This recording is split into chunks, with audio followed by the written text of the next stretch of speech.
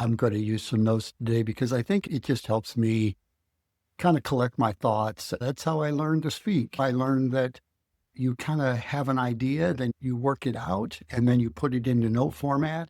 And in fact, the more you do it, the less notes you need. And by the end of it, you might have 3 or 4 points that you're going off of.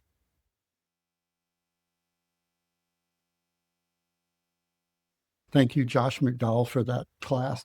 That was a number of years ago, and I hope I've gained from it. Listen, that's not why I'm here.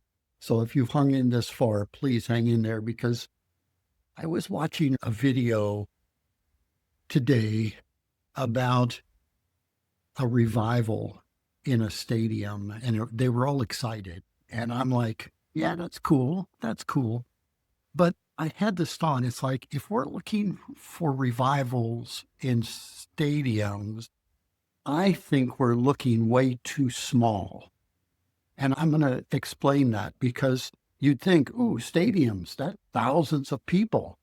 And I'm going, yeah, that's true. And Jesus had his 12 and he had his 5,000, right? So I believe in both.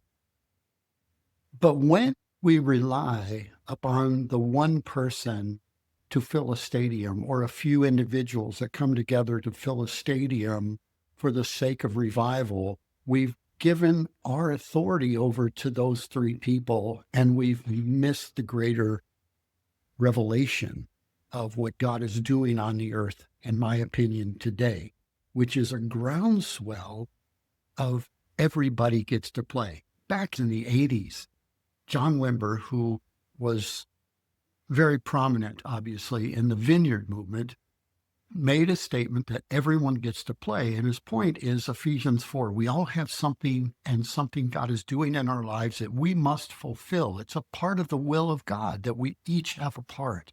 That got me thinking about this when I saw this stadium idea of, we don't need to go backwards. And that's what I call addition.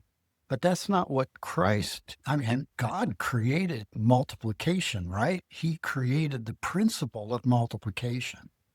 And when we get involved individually, it might not feel grandiose. It might not feel like media worthy.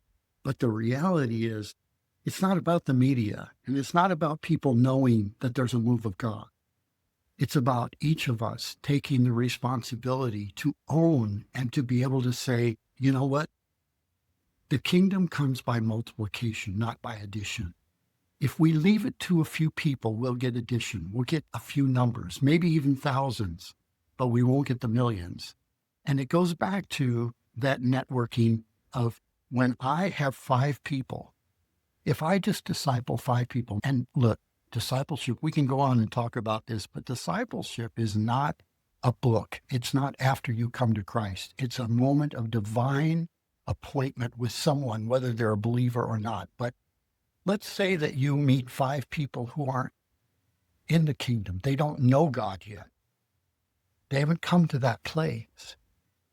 Do you realize that in 8 iterations of reproducing yourself on the earth, it means I have 5 people, and from that point, those 5 people out, it's 1.9 something million people that are affected, because I spent my time with 5 individuals, and they spent their time with 5 individuals, and those spent their 5, and on and out it goes. That's multiplication. That's the power of multiplication. That's the power of everyone gets to play. So please, yes, let's have the stadiums, but let's not focus on that.